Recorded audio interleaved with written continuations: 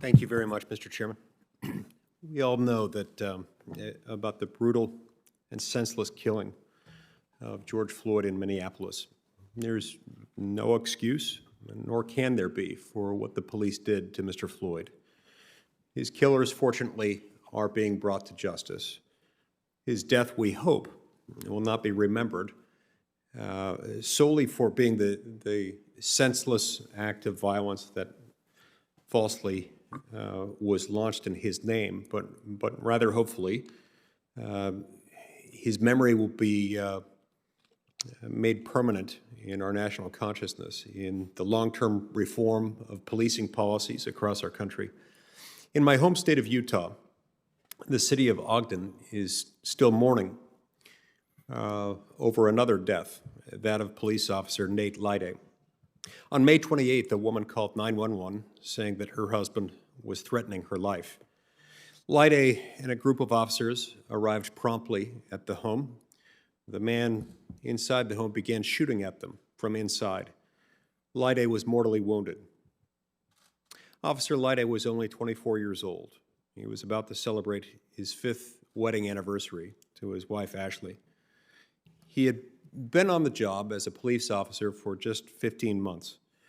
By all accounts, Officer Lyday did his job honorably and completely, very much up until the moment he drew his last breath after being mortally wounded on the job.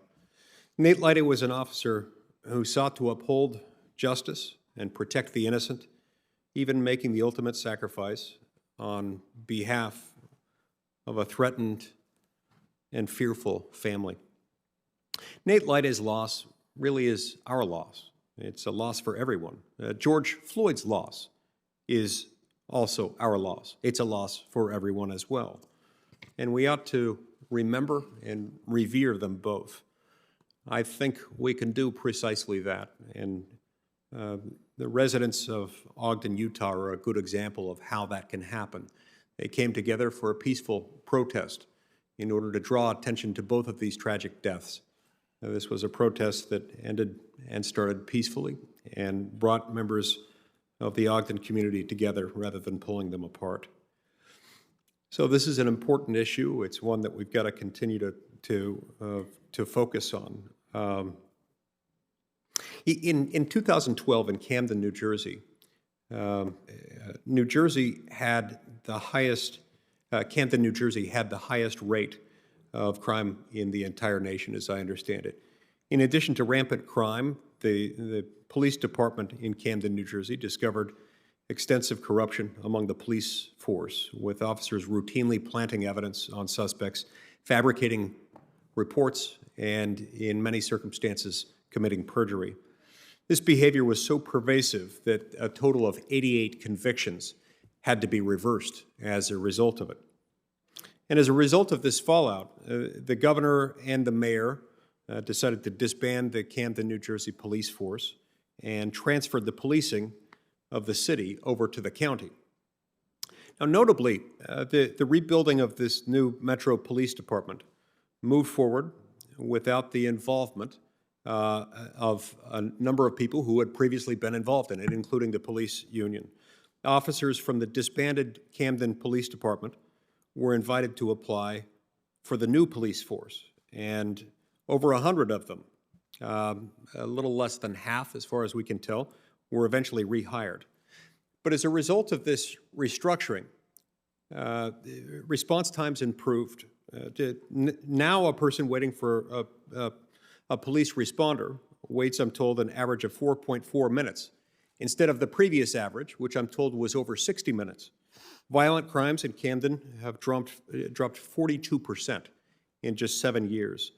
All of this was done without a union. And in fact, all of this was done by freeing the department from a collective bargaining agreement that, as it's been explained to me, had previously locked the city and the city's police department into an unholy alliance with some officers who had violent and, in many cases, lawless tendencies.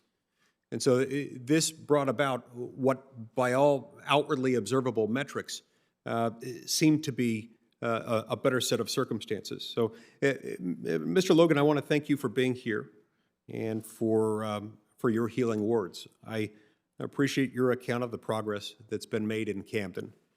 And in your written testimony, you mentioned the difficult balance that has to be struck in order to empower police officers to do their difficult work, while also holding accountable those who disregard the justice that they're entrusted to uphold.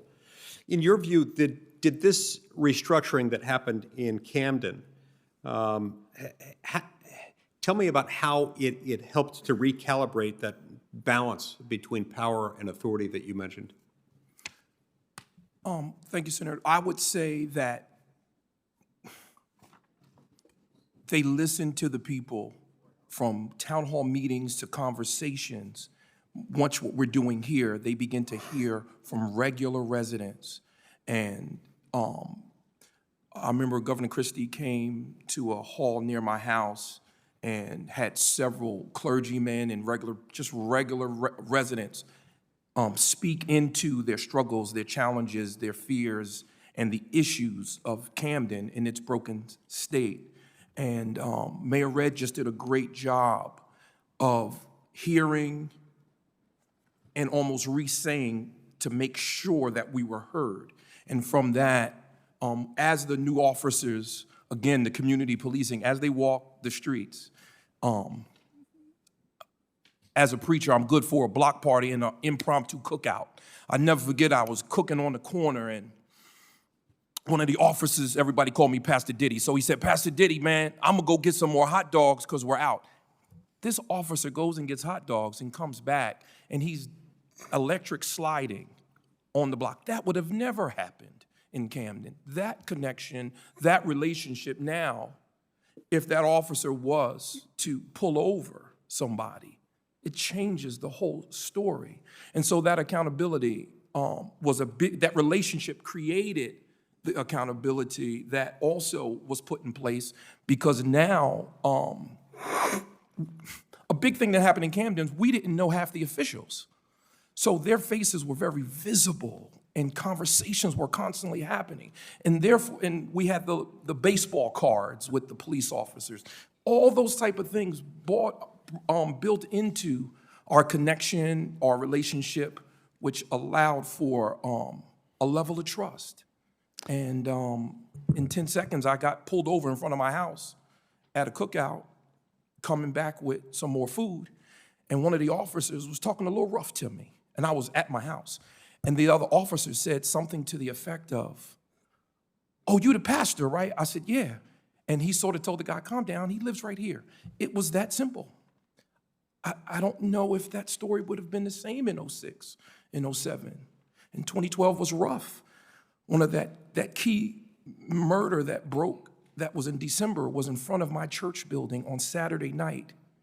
And they still had the tape out when I showed up to church Sunday morning. And our congregation cried. I preached outside and prayed that God would change the city and he would use his church and that we would preach Christ Jesus and things would change. And we had a good mayor who came to my church and visited a couple times. And I have family that live there now and they are benefiting from a new police department. Senator Lee, if you don't mind me adding briefly, if the rules allow. I would be remiss not to mention this. I taught in Camden, New Jersey. It was my first job out of undergrad. I taught at Morehouse College. I will be very brief. One thing to Senator Graham's, Chairman Graham's point, was they made it a particular effort to recruit from Camden. So one of my former students, Jimmy Mercado, is now a police officer in Camden. When he goes into some of the rougher neighborhoods, they know Jimmy, right? Just like they knew Pastor here, and that does make a difference to your point, Mr. Graham. And I know this committee is an interesting